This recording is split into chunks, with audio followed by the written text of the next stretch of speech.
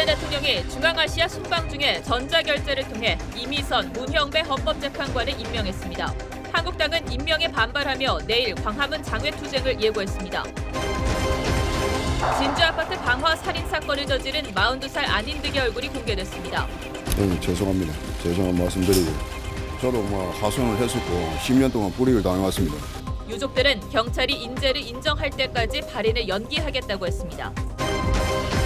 환경부 블랙리스트 의혹을 수사하는 검찰이 신미숙 청와대 균형인사 비서관을 다시 소환해 조사했습니다. 그러나 신 비서관은 혐의를 모두 부인하고 김은경 전 장관 영장도 기각되면서 검찰 수사는 답보 상태에 빠졌습니다. 강원도 동해 앞바다에서 규모 4.3의 지진이 발생했습니다. 심하게 흔들려서 누워있다가 놀래갖고 뛰어내려온 사람도 많고. 큰 피해는 없었지만 놀란 주민들은 급히 대피했습니다. 귀가하던 여대생의 뒤를 쫓아가 살해하고 금품을 훔친 남성이 붙잡혔습니다. 범행을 저지르고 2시간 뒤 다시 범행 현장을 찾는 대범함도 보였습니다. 20대 여성이 자택에서 프로포폴을 투약하다 숨졌습니다. 동거하던 성형외과 의사가 처방전 없이 프로포폴을 투약했다가 사고가 난 것으로 보입니다.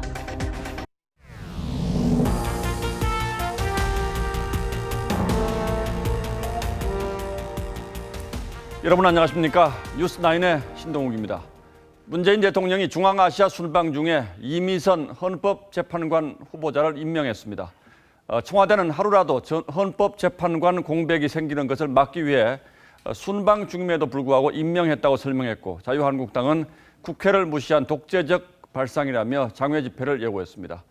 이 정부 들어 국회 청문보고서 채택 없이 임명된 장관급 인사는 13명으로 늘었습니다. 먼저 우즈베키스탄에서 최지원 기자가 보도합니다.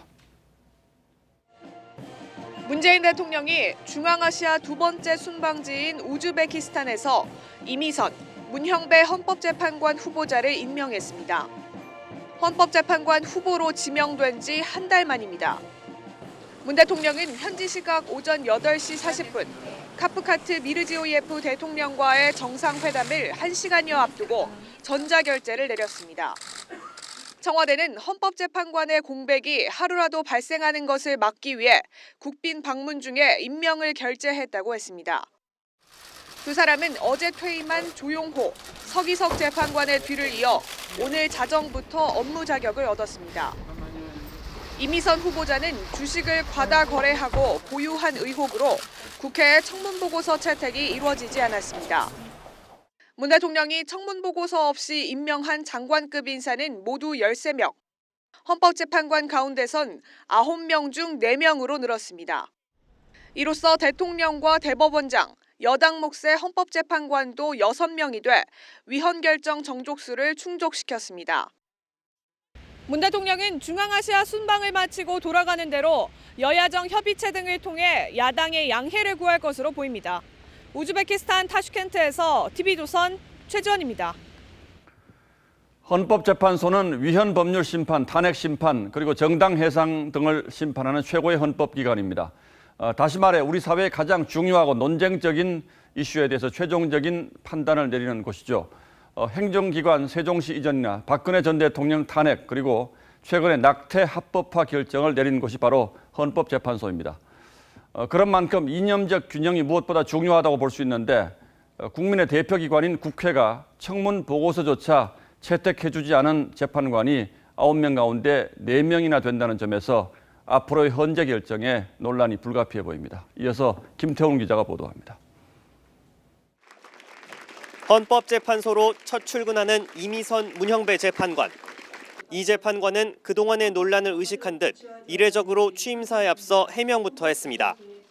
국민 여러분의 질타를 겸허히 수용하며 마음 깊이 새겨 공직자로서 어떠한 의혹도 제기되지 않도록 행동 하나하나에 신중을 기할 것을 약속드립니다.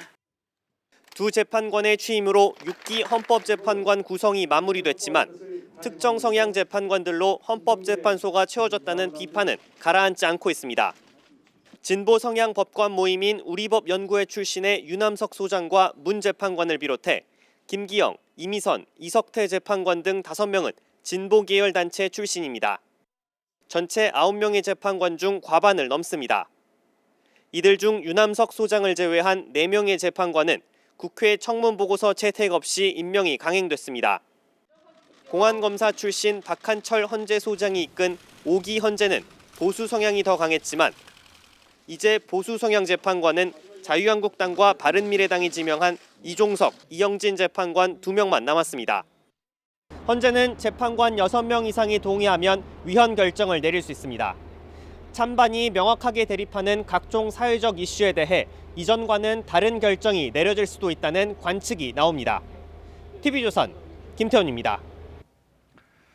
자유한국당은 대통령이 헌법재판소를 코드 인사로 채웠다. 좌파 독재 퍼즐이 완성됐다고 주장하며 강하게 반발했습니다. 내일 광화문에서 당 지도부와 전국 당협위원장, 당원 등 만여 명이 참석하는 대규모 규탄 집회를 열겠다고 예고했습니다. 보도에 최원국 기자입니다. 자유한국당 지도부가 이미선 후보자 임명 강행에 반발하며 전국 253개 당원협의회에 총동원령을 내렸습니다. 우리의 뜻을 직접 간접적으로 해서 잘 못 알아들으신다면 직접 이야기를 할 수밖에 없다. 이제 장외에서 좀 더 대통령께 가까이 가서 국회의원과 전국 당협위원장 그리고 당원과 지지자들 만여 명이 광화문에 모여 청와대 앞까지 가두행진을 벌일 예정입니다. 자유한국당은 문재인 정권이 헌법재판소를 손에 쥐고 법 질서를 무력화할 수 있다고 주장했습니다. 이미선 후보자 임명이야말로 좌파 이념 독재의 마지막 퍼즐을 완성하는 것이다. 9명 중 6명이 친문재인 정권 성향으로 채워집니다. 바른미래당도 이미선 후보자를 임명한 것은 야당의 의견을 무시하겠다는 것이라며 정부 여당과의 협치를 심각하게 고려하겠다고 했습니다. 범여권으로 분류되는 평화당도 청와대의 임명 강행은 향후 개혁 추진에 부담이 될 것이라고 평가했습니다. 민주당은 청와대가 정당한 절차로 이 후보자를 임명하겠다는 것을 두고 정치 공세로 일관하고 있다고 반발했습니다. 민주당은 과거 박근혜 대통령이 순방중 장관을 전자결제로 임명했을 때 귀 닫고 눈 감은 불통행보가 갈수록 점입가경이라고 논평했습니다. TV조선 최원국입니다. 자유한국당 윤리위원회가 5.18 발언으로 논란을 일으킨 김순례 의원에게는 당원권 정지 3달, 그리고 김진태 의원에게는 경고 처분을 내렸습니다. 두 의원은 당의 처분을 수용하겠다고 밝혔고 여당은 솜방망이 징계로 국민을 우롱했다고 비난했습니다. 윤태윤 기자가 취재했습니다. 당원권 정지 3개월과 경고. 한국당 윤리위원회가 5.18 막말로 윤리위에 회부된 김순례 최고위원과 김진태 의원에게 내린 처분입니다. 당 윤리위는 공정하고 객관적으로 평가해 처벌했고 책임을 엄중하게 물었다고 밝혔습니다. 김 최고위원과 김 의원은 당의 처분을 수용하겠다고 말했습니다. 국민들의 생각과 뜻, 당사자들의 그 모습들 이런 것들을 잘 종합해서 그렇게 판단을 한 것으로 그렇게 생각합니다. 민주당 등 여야 사당은 하나만한 솜방망이 징계로 국민을 우롱하고 있다고 비판했습니다. 또 국회 윤리특위를 통해서 제명을 추진하겠다고 했습니다. 더불어민주당은 국회 윤리특위를 통해 5.18 망언 3인방의 제명을 즉각 추진할 것입니다. 자유한국당이 5.18 망언 의원에 대한 솜방망이 징계로 국민을 우롱하고 있습니다. 한국당 윤리위는 세월호 유가 쪽에게 막말을 한 정진석 의원과 차명진 전 의원의 징계도 논의하기로 의결했습니다. TV조선 윤태윤입니다. 이런 가운데 여당에서는 자유한국당에 대해서 국민들을 향해 총을 쏜 정권들의 후신이라는 발언이 나와 정치권이 또 시끄럽습니다. 여야의 막말 릴레이에 정치권에 바람잘 날이 없습니다. 윤우리 기자가 보도합니다. 더불어민주당 박강훈 최고위원이 자유한국당을 두고 국민들을 향해 총을 쏜 정권들의 호신이라고 한 발언이 여야 공방의 시작이었습니다. 그때 정권이 국민들을 향해서 총을 쏘았어요. 똑같은 일이 1980년에 벌어졌죠. 또 그때도 국민들을 향해서 총을 쐈습니다. 이 정권은 자유한국당 전신 정권들이 한국당을 독버섯에 비유하기도 했습니다. 이 민주주의의 역사를 부정하는 세력들이 준동하고 있습니다. 그것도 민주주의 가치를 수호해야 할 국회 안에서 독버섯처럼 자라나고 있습니다. 한국당은 민주당 박강원 최고위원의 발언을 두고 근거 없는 거짓 망언이라며 비판의 목소리를 높였습니다. 편협한 역사인식에 기대어 야당을 음해하고 국민 갈등 조장과 편가르기를 시도하였다. 한국당은 다음 주 국회 윤리특별위원회에 박 의원에 대한 징계안을 제출할 계획입니다. TV조선 윤을입니다. 예, 지금 제 뒤에 바로 이 얼굴, 경찰이 공개한 진주 방화 살인사건 피의자 안인덕입니다. 흉악범의 경우에 예외적으로 피의자 신분이긴 하지만 얼굴과 신상을 공개하는데 이번 경우는 여기에 해당한다고 경찰이 판단한 겁니다. 안인덕은 죄송하다면서도 자신이 그동안 불이익을 많이 당해 억울하다고 말해 시민들의 분노를 샀습니다. 보도에 이성진 기자입니다. 안인덕이 경찰서를 나옵니다. 범행할 때 다친 손을 치료받기 위해서입니다. 경찰의 신상 공개 결정에 따라 안인덕은 마스크를 쓰지 않고 얼굴을 드러냈습니다. 죄송합니다. 죄송한 말씀드리고 저도 하소연을 했었고 10년 동안 불이익을 당해왔습니다. 안인덕은 하소연을 해도 도움을 받지 못해 화가 났다고 말했습니다. 경찰서든 무엇이든 국가기능 아니고 하소연을 해도 제대로 도움도 받지도 못하는 그런 사례들마다 점점 많아져 가고 있었습니다. 안인덕은 특정인을 노리지 않았고 계획 범행도 아니라고 주장했습니다. 안 씨는 억울한 점도 있지만 범행에 대해서는 처벌받고 사회의 질타도 받겠다고 말했습니다. 안인덕의 얼굴을 본 시민들은 분노했습니다.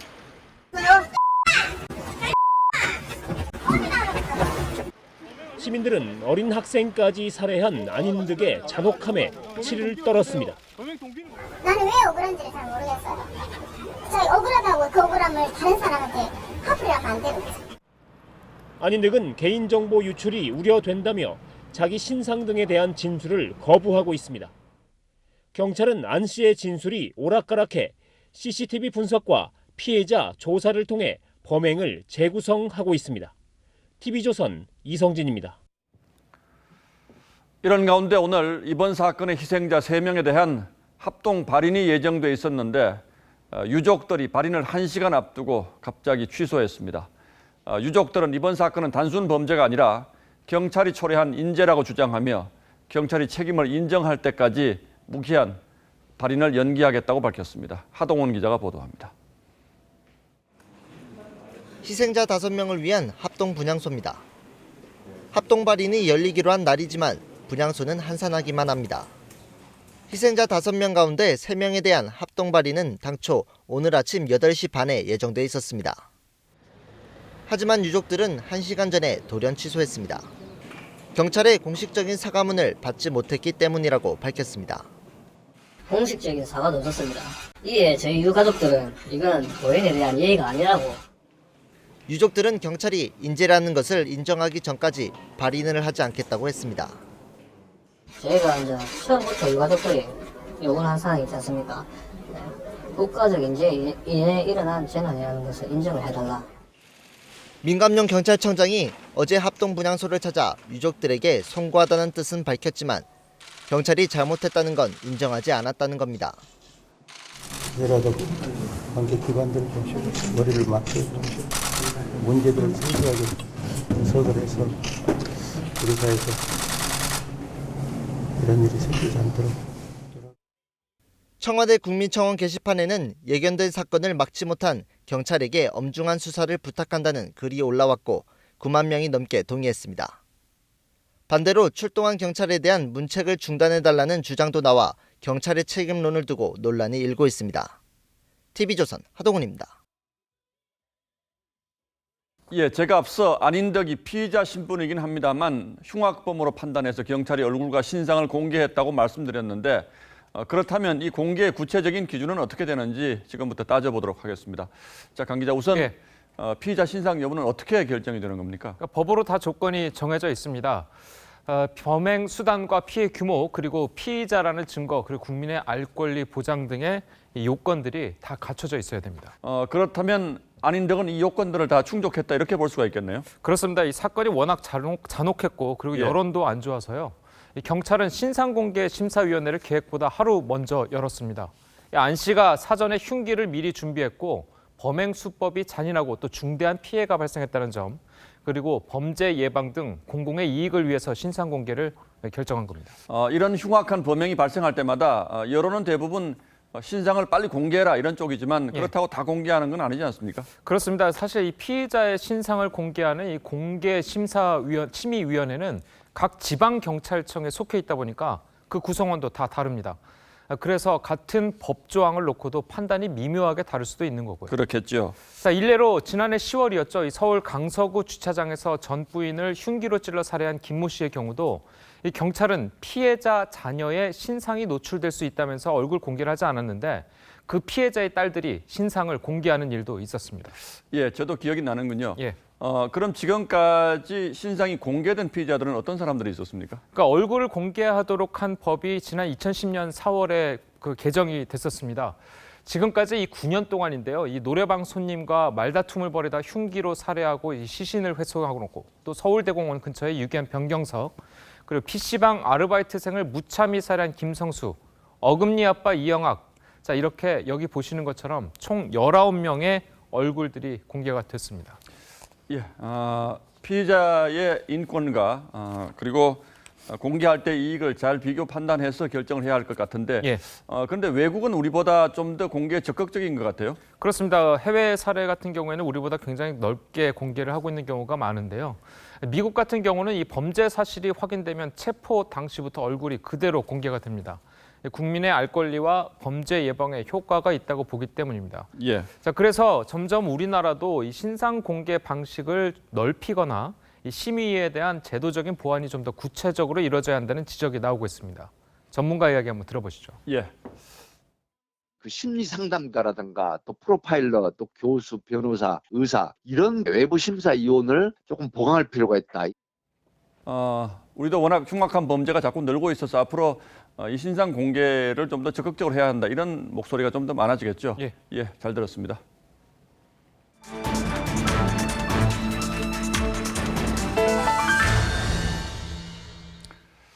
예, 지금 우리 사회에 중요한 현안들이 많긴 합니다만 환경부 블랙리스트 사건 수사가 어떻게 진행되고 있는지 궁금해하는 분들이 많습니다.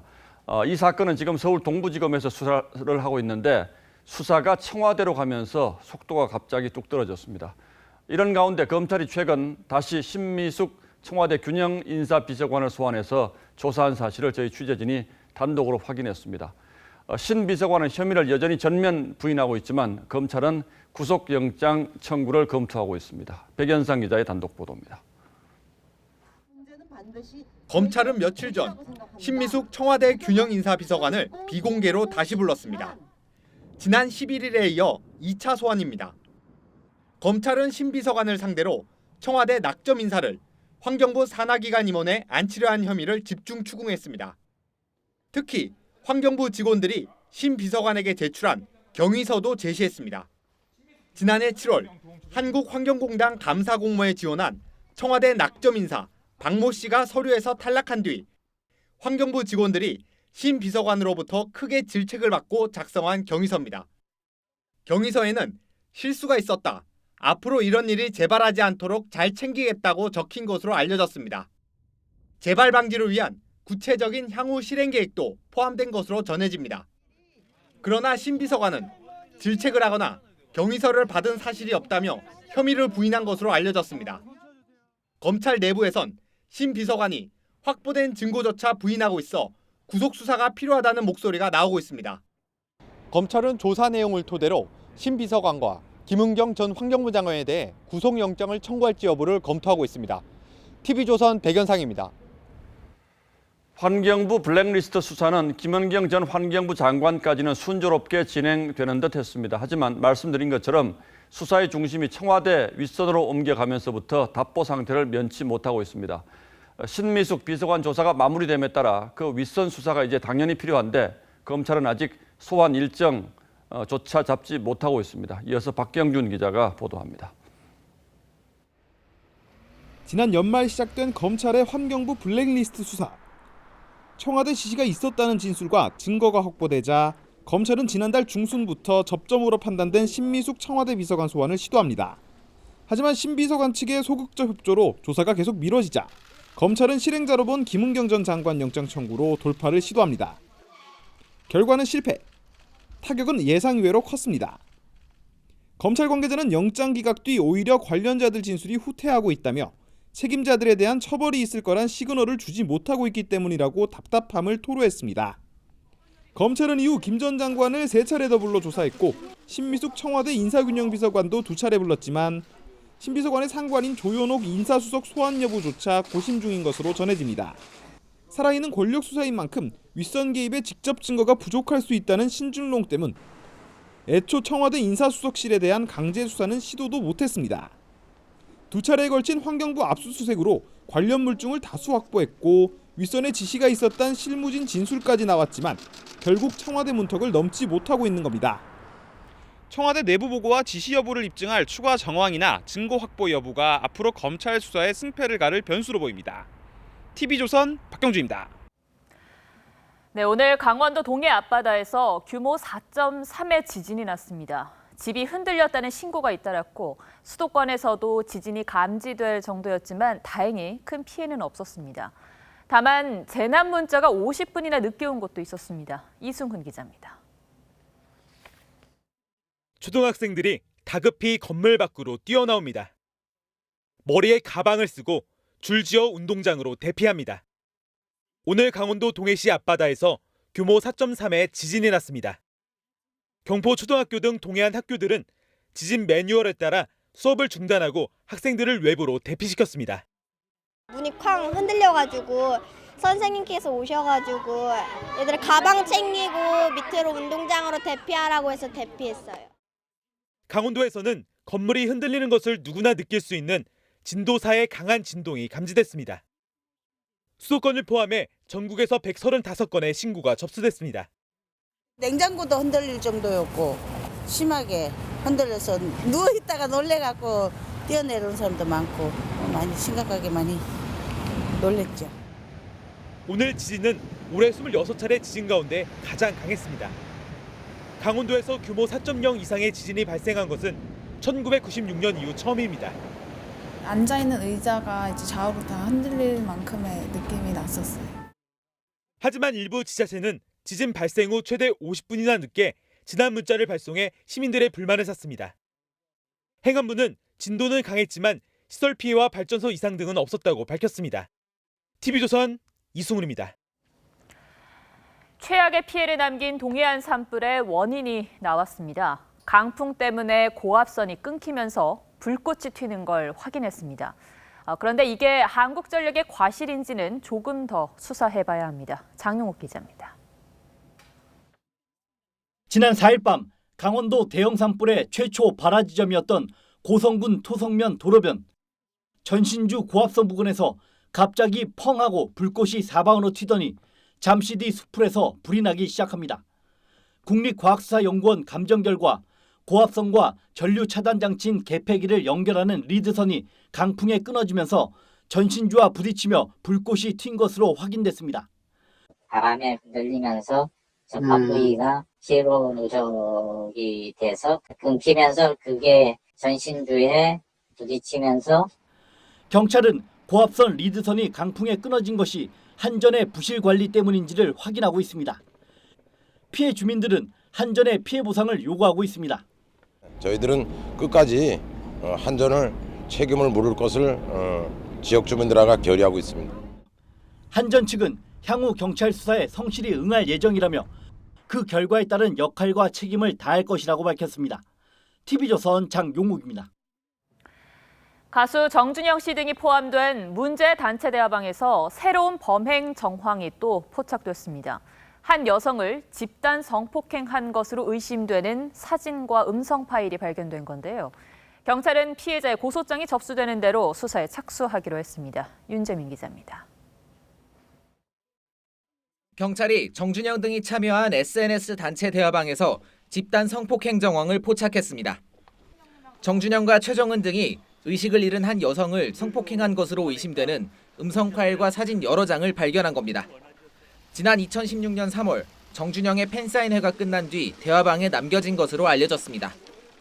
경찰은 성폭행 추정 근거를 가지고 있었지만 피해 여성의 신원이 특정되지 않아 수사하지 못했다며 고소장이 접수되는 대로 수사에 착수하겠다는 입장입니다. 피해자로 추정되는 여성은 어제 한 언론에 정 씨의 팬사인회가 끝난 뒤 정 씨와 최 씨 등 5명과 함께 술을 마시던 중 의식을 잃었고 눈을 뜨자 자신이 집단 성폭행 당한 것 같은 상태였다고 폭로했습니다. 경찰은 이 여성이 다음 주 초에 고소장을 제출할 것으로 보고 있습니다. 단체 대화방 멤버인 유명 연예인의 오빠 권모 씨 등 2명에게 성폭행 당했다는 또 다른 여성의 고소장도 경찰에 접수됐습니다. 경찰은 두 사건이 성범죄인 만큼 피해자 보호를 위해 단체 대화방을 수사하던 광역수사대가 아닌 여성청소년과에 사건을 배당할 계획입니다. TV조선 윤재민입니다. 화물기사들의 노조 활동을 두고 농협물류와 노조가 갈등을 빚고 있습니다. 그런데 이 과정에서 화물연대 노조원들이 임시기사 차량을 쇠파이프로 파손하는 일도 벌어졌습니다. 결국 농협물류센터는 가동을 중단했고 그 불똥은 납품을 하지 못하게 된 농민들에게 튀었습니다. 신준명 기자가 취재했습니다. 차량에 쇠파이프와 골프채를 휘두르더니 돌을 던집니다. 차량에 올라가 앞 유리를 발로 차고 사이드미러를 부수기도 합니다. 임시기사가 농협 물류창고로 가려고 하자 화물연대 기사가 막아섭니다. 많이 놀랬죠. 같은 기사라도 솔직히 말해서 달라니까 그런 용납이 안 되죠. 갈등은 지난달 말 시작됐습니다. 농협은 기사들에게 단체 행동을 하지 않겠다는 확약서를 쓰라고 요구했습니다. 노조 소속 기사들은 서명을 거부했고 회사는 72명의 계약을 연장하지 않았습니다. 화물연대 배송기사들은 농협 내 화물연대 활동을 보장하지 않으면 재계약을 하지 않겠다고 하여 정상적으로 계약이 종료되었습니다. 화물연대는 노조 탄압이자 일방적인 해고라고 주장합니다.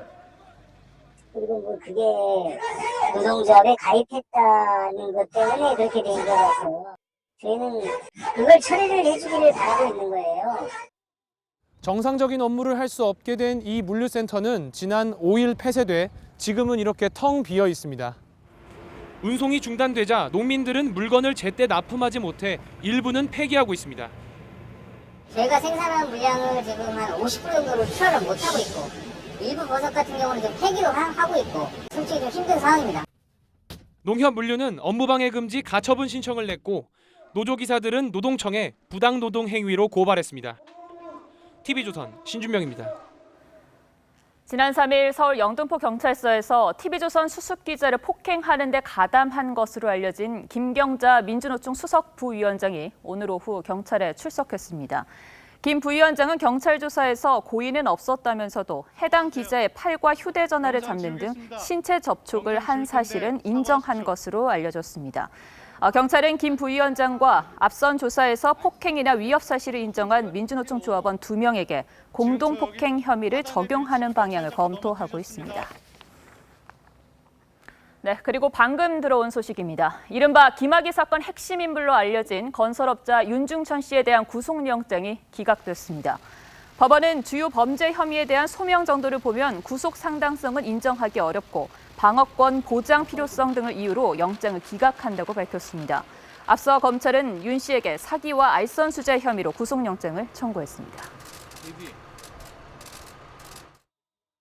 요즘 마약 관련 범죄가 이곳저곳에서 터지고 있는데 이번에는 20대 여성이 집안에서 프로포폴을 투약하다 숨지는 일이 발생했습니다. 동거하던 성형외과 의사가 처방전도 없이 투약했다가 사고가 난 것으로 경찰은 보고 있습니다. 김주영 기자입니다. 서울 강남의 한 아파트. 이 아파트 5층에 살던 29살 여성 A씨가 숨진 채 발견된 것은 어제 낮 1시쯤입니다. 119 구조대들 소방차 그 차들이 한 3대 정도 경찰도 왔고 과학수사대에서 왔었고. 발견 당시 A씨의 팔에는 수액봉지가 연결된 바늘이 꽂혀 있었고 프로포폴 약병도 발견됐습니다. 폐지 수거함에는 병원에서만 쓰는 향정신성 의약품 프로포폴 설명서가 발견되기도 했습니다. 경찰은 A씨와 동거하던 43살 성형외과 의사 B씨를 긴급 체포했습니다. B씨는 경찰 조사에서 평소 수면 부족을 호소하던 A씨에게 프로포폴을 놔줬다고 진술했습니다. 모두 불법입니다. B씨는 프로포폴을 조사한 뒤 외출했다가 A씨가 전화를 받지 않자 집으로 돌아온 것으로 알려졌습니다. 경찰은 A씨의 사인을 가리기 위해 국과수에 부검을 의뢰했고 프로포폴이 병원 밖으로 반출된 경위도 조사하고 있습니다. 해당 성형외과는 B씨의 오늘 진료를 모두 취소했습니다. 자택에서 사고 있었다고 해가지고 오늘 출근하셨나요? 그런 거에 때문에 힘낼 수가 없어서. 경찰은 B씨에 대해 마약류관리법 위반과 과실치사 등 혐의로 구속영장을 신청했습니다. TV조선 김주영입니다. 밤 늦게 귀가하던 20대 여대생이 승용차 밑에서 숨진 채 발견됐습니다. 20대 남성이 이 여성의 뒤를 쫓고 살해한 뒤 가방을 갖고 달아나는 장면이 모두 CCTV에 포착됐습니다. 정민진 기자입니다. 한 남성이 여성 뒤를 바짝 뒤따릅니다. 여성이 편의점으로 들어가자 남성은 가던 길을 멈춥니다. 남성은 여성을 기다리며 편의점 앞에서 서성입니다. 이 여성은 3시간여 뒤 골목길에서 숨진 채 발견됐습니다. 흔들어 보니까 이미 맥박은 손 자체가 굉장히 싸늘하고 맥박도 안 잡혀지고. 피의자는 당시 여성을 뒤따라가던 25살 A씨입니다. 경찰이 현장 CCTV를 통해 A씨가 여성 뒤로 다가가 살해하는 장면을 확인했습니다. A씨는 범행 직후 여대생의 손가방을 들고 달아났습니다. 피의자 A씨는 범행을 저지르고 2시간 뒤 다시 범행 현장을 찾는 대범함도 보였습니다. 경찰은 범행 현장에서 400m 떨어진 주택에서 A씨를 긴급 체포했습니다. A씨 집에서는 혈흔이 묻은 옷과 신발이 발견됐습니다. A씨는 술을 마셔 기억이 나지 않는다고 진술했습니다. 뒤따라가가지고 금품을 목적으로 하는 강도상해로 보입니다. 그러면서 이제 살인까지 간 것 같아요. 경찰 조사 결과 A씨는 과거 강도상해와 성폭력 전과가 있는 것으로 확인됐습니다. 경찰은 A씨에 대해 강도살인 혐의로 구속영장을 신청할 계획입니다. TV조선 정민진입니다. 에너지 헌법이라고 불리는 5년 단위 에너지 분야의 최상위 계획이 공개됐습니다. 오는 2040년까지 재생에너지 비중을 최대 35%로 대폭 늘리고 석탄 발전과 원자력 발전은 줄이겠다는 게 가장 중요한 내용입니다. 그러나 어떤 에너지를 얼마나 공급할지 대책, 즉 알맹이는 쏙 빠진 계획이란 지적이 나왔습니다. 임유진 기자가 보도합니다. 3차 에너지 기본계획의 핵심은 재생에너지 확대입니다. 현재 7% 남짓한 재생에너지 비중을 2040년까지 30에서 35%로 대폭 늘리기로 했습니다. 정부는 석탄 발전을 과감히 줄이고 원전은 수명 연장과 신규 건설을 하지 않는 방식으로 감축하겠다고 선언했습니다. 에너지 전환을 통한 지속 가능한 성장과 국민 삶의 질 제고로 하지만 에너지원별 비중과 목표치는 언급되지 않았습니다. 1차 기본계획에서 41%, 2차에서 29%로 명시됐던 원전 비중은 아예 빠져버렸습니다. 형광등 퇴출, 차량 연비 개선 등 수요 억제책만 대거 나열됐습니다. 원전보다 발전 단가가 비싼 재생에너지를 늘리면 전기요금 인상으로 이어질 수 있고 강력한 에너지 수요 억제는 제조업에 부담이 될 수 있지만 이에 대한 대책도 없습니다. 국민들이 소비하는 에너지를 어떻게 공급해 주겠다라는 측면은 거의 완전히 빠져 있고요. 국민들이 에너지를 소비하지 못하도록 하겠다. 국가 에너지 대계가 아닌 재생에너지 확대 선언에 불과하다는 비판이 나옵니다. TV조선 임유진입니다. 현 정부의 탈원전 정책에 반대하는 청와대 청원에 33만 명이 서명을 하자 청와대가 답변을 내놨는데 산업통상자원부로 문의하라 이 한마디가 다였습니다. 그리고 오늘 열린 3차 에너지 기본계획 공청회에서도 정부가 탈원전 반대 의견은 의도적으로 무시하는 듯한 태도를 보여 참석자들이 거세게 항의하는 소동이 벌어졌습니다. 김지아 기자가 취재했습니다. 3차 에너지 기본계획 공청회에 참석한 울진군 주민들이 정부가 무성의한 답변으로 일관한다며 항의합니다. 탈원전으로 직접적인 피해를 입었다는 업계 관계자는 울분을 토합니다. 최고가 60년 안전하다고 이것은 국내에서는 이거 안전 지킬 때는 급시나 모르신다고 이게 이게 말이 됩니까 이게? 탈원전 반대 성토가 이어지자 일부 참석자에겐 발언 기회가 주어지지 않았고 결국 장내에선 고성이 터져 나왔습니다. 공청회가 끝난 뒤 야당 국회의원이 기자회견을 열자 공청회 주최 측이 마이크를 꺼버리기도 했습니다. 이런 식으로 거짓말을 해? 사람들이 진단하고 안 됐잖아. 국민들의 탈원전 반대 청원에 대한 청와대의 답변도 논란을 키웠습니다. 33만 명이 참여한 청원에 청와대는 국회의원에게 보낸 이메일을 통해 에너지 전환 정책은 산업통상자원부로 문의하라고 답변했습니다. 청원 인원은 33만 명을 23만 명으로 틀리게 적었습니다. 20만 명이 넘은 인터넷 청원에 청와대가 영상까지 올리며 상세하게 답변해왔던 것과는 다른 모습입니다. 현재 탈원전 반대와 신한울 원전 건설 재개를 주장하는 서명 참여 인원은 44만 명을 넘었습니다. TV조선 김자입니다. 미국이 일본의 최첨단 전투기 F-35에 핵심 기술을 이전한다는 보도가 나왔습니다. 그런가 하면 아베 총리는 이달 말 멜라니아 여사 생일 파티에 참석한다고 합니다. 이렇게 미일 동맹의 밀월이 갈수록 깊어가고 있는데 한미 동맹의 현 주소는 어떨지 오늘의 포커스를 마쳤습니다.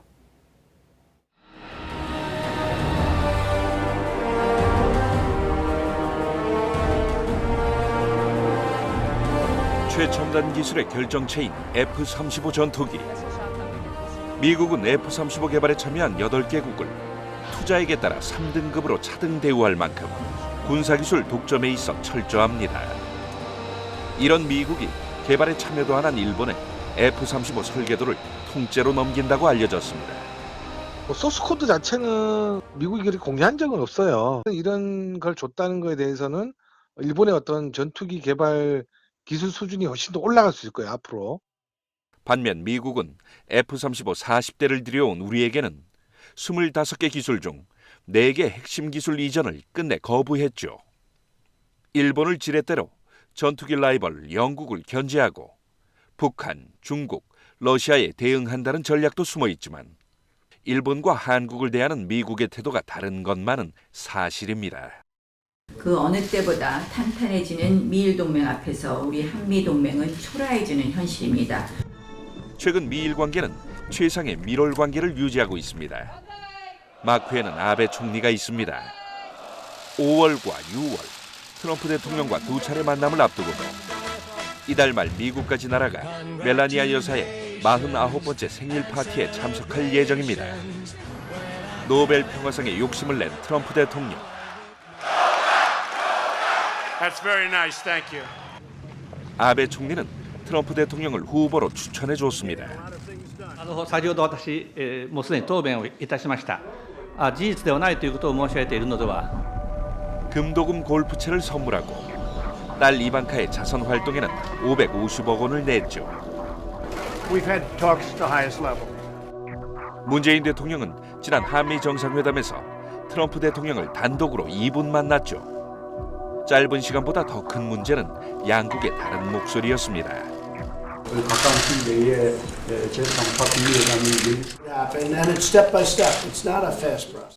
What's wrong with making a small step and asking North Korea to take a small step? The president's also made it very clear he's not going to follow negotiation strategies that have failed in the past. 한미 엇박자가 심상치 않은 가운데 문 대통령은 한미 동맹에 대해 이런 말을 했죠. 한미 동맹에 절대적으로 의존하고 있고 우리가 독자적인 말하자면 전시작전권까지도 우리가 가지지 못하고 있는. 문재인 정부는 북한의 입장을 강조하다 보니까 미국과 갈등을 빚는 모습을 표출하는 거죠. 반대로 아베 행정부는 미국과 관련해서 갈등 소지가 있다 하더라도 그것을 드러내지 않고 협력만을 강조합니다. 일본은 미국에 다가가 국익을 챙기는데 우리의 발걸음은 지금 어디로 향해 있는 걸까요? 뉴스나인 포커스였습니다. 네, 이름만 들으면 아는 해외 유명 브랜드의 짝퉁 의류를 대량으로 만들어 팔아온 일당이 세관에 적발됐습니다. 국내에서 공장을 돌려 가짜 옷을 만들고 정품인 것처럼 수입 신고증까지 위조한 뒤 버젓이 대형 오픈마켓에서 판매해왔습니다. 자, 이런 가짜 옷은 어떻게 구별해낼 수 있는지 최윤정 기자가 알려드립니다. 원단이 쌓여 있고 한쪽에서는 옷을 만들기 바쁩니다. 해외 유명 브랜드를 모방한 이른바 짝퉁 의류 공장입니다. 관세청 서울본부 세관은 이렇게 만든 짝퉁 옷을 국내외에서 판매한 혐의로 일당 3명을 붙잡았습니다.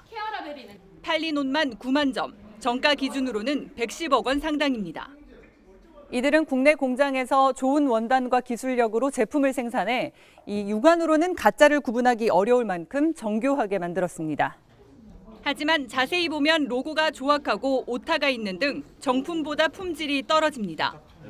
이 가짜 옷들은 2014년부터 5년 동안 대형 오픈마켓에서 버젓이 판매되었습니다. 페루 등 해외 재고품을 싸게 파는 것처럼 속인 데다 위조한 수입 신고증까지 내세워 그럴듯하게 꾸민 겁니다. 정품을 취급하는 온라인 쇼핑몰에서 입수한 타사 수입신고 필증의 수입신고번호, 신고일자 등을 이미지 편집 소프트웨어로 변조하여 서울세관은 공식 쇼핑몰이 아닌 곳에서 파는 저렴한 제품은 구입에 주의하고 수입 신고 서류의 진위는 관세청 홈페이지에서 확인해달라고 당부했습니다. TV조선 최윤정입니다. 최근 가수들이 음원을 발표하기 전에 뮤직비디오를 먼저 공개하는 일이 많아졌습니다. 최근 급변하는 미디어 환경이 K-팝의 전략도 바꾸고 있는 건데요. 이루라 기자가 그 이유를 자세히 들여다봤습니다. 트와이스 동생 그룹으로 올 초 데뷔한 걸그룹 이치. 타이틀곡 달라달라의 뮤직비디오를 음원 공개 이틀 전에 먼저 공개했습니다. 이치를 글로벌 그룹으로 키우겠다는 JYP 엔터테인먼트의 고도의 전략은 맞아떨어졌습니다. 하루 만에 뮤직비디오 조회수는 1,400만 건을 기록했고 이를 바탕으로 다음날 실시간 음원 차트도 석권했습니다. 또 다른 아이돌 그룹 엑소의 멤버 첸도, 소녀시대 출신 태연 역시 뮤직비디오를 선공개하며 화제몰이에 성공했습니다. 음원 유출을 우려해 뮤직비디오를 동시에 공개했던 과거와는 달라진 상황입니다.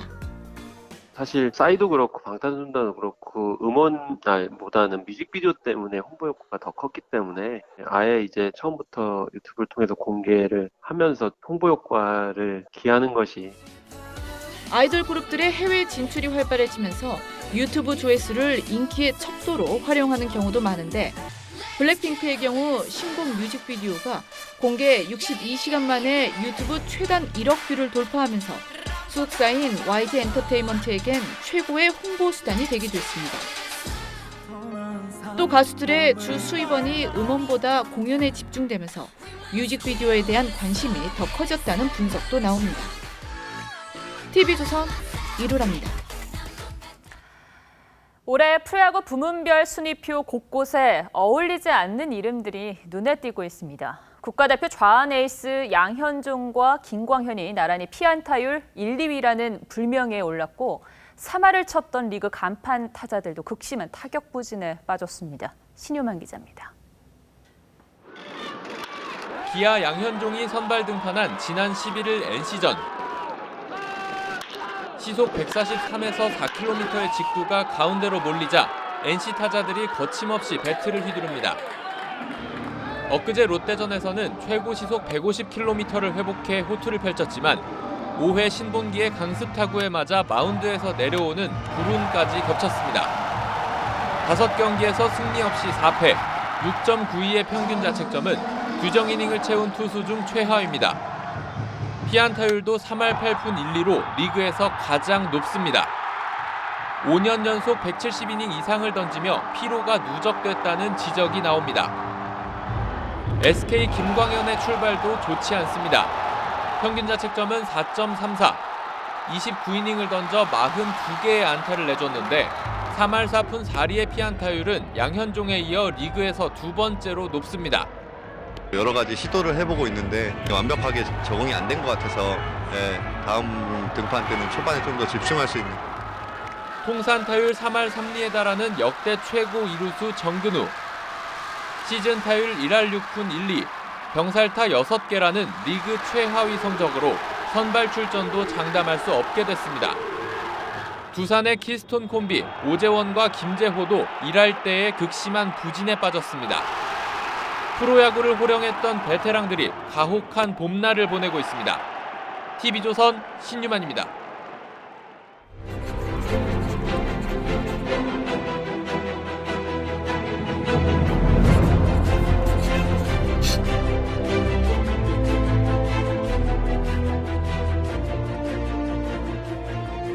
영화 다이하드에서 혼자 좌충우돌하는 주인공에게 악당이 이렇게 비꼬입니다.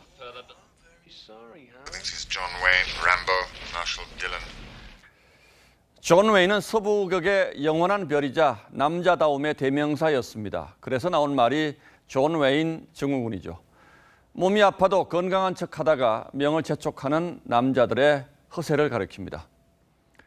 20년 전에 나온 이 시는 강직한 산에 김시섭을 찬미하더니 결국에는 이렇게 탄식합니다. 강남역 뉴욕제가 앞 장미꽃을 든 여릿한 남자의 귀고리가 가상타, 무엇도 없는 놈. 그리고 5년 전 초단편 영화제에서 수상한 대학생의 이런 작품도 있습니다. 취직 준비를 하며 아내의 약국 문을 열고 닫는 이른바 셔터맨에 대한 얘기입니다. 그런데 그 남편 표정이 시종 밝기만 합니다. 어제 나온 한 조사는 남자의 인생에 관한 아버지와 아들 세대의 생각이 얼마나 다른지 실감나게 보여줍니다. 50대 남성은 가족 생계는 남자가 책임져야 한다고 믿는 사람이 열의 7이었습니다. 그러나 20대에 이르면 열의 3서로 줄어듭니다. 남자는 힘든 일이 있어도 내색하지 말아야 한다는 생각에 50대는 세세 1명이, 그러나 20대는 6에 1명만 동의했습니다. 얼마 전 기혼 여성을 상대로 한 조사에서 4명 가운데 3명은 남편은 돈 벌고 아내는 가족을 돌본다는 전통적인 부부 역할에 동의하지 않았습니다. 1990년대 나온 베스트셀러 화성남자 금성여자는 남녀의 유전적 그리고 진화론적 차이를 재미있게 묘사하면서 슬기로운 조화를 강조했습니다. 그런데 그 저자가 25년 만에 내놓은 책은 사뭇 내용이 달라졌습니다. 세상이 바뀐 만큼 남녀 모두 자기를 더 자유롭게 표현하면서 원만한 관계를 유지하는 새로운 기술을 터득해야 한다고 말합니다. 이렇게 가정에서든 사회에서든 전통적인 성 역할에 혁명적인 변화가 일어나고 있습니다. 때로는 그 변화를 어쩔 수 없이 받아들이면서도 또 때로는 그 변화가 낯설고 고달프게 느껴질 때도 적지 않을 겁니다. 그럼 다시 셔터맨 얘기로 돌아가 보겠습니다. 여보, 화이팅! 좀 힘들어도 같이 낑낑대면서 그렇게 살자. 4월 19일 앵커의 시선은 요즘 남자의 인생이었습니다.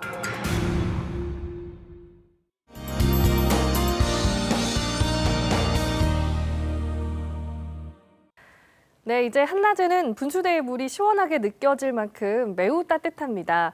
산책하다 보면 봄 햇살이 좀 뜨겁게 느껴지기도 하죠. 하지만 아침 저녁으론 겉옷이 꼭 필요할 만큼 서늘합니다. 큰 일교차 주의하시고요. 내일도 전국이 맑겠고 일요일에도 마찬가지입니다. 이 적당한 포근한 날씨가 지나가기 전에 봄을 많이 느껴보시면 좋을 것 같고요. 제주도는 일요일 밤에 비가 조금 올 것으로 보입니다. 또 공기 상태마저 쾌청해서 더 반가운 날씨가 아닐까 싶은데요. 내일도 미세먼지 좋음에서 보통 수준 예상됩니다. 다만 계속 당부드리는 것이 바로 화재 주의입니다. 특히 꽃과 나무 보러 산에들 많이 가실 텐데 산불 조심하시고요.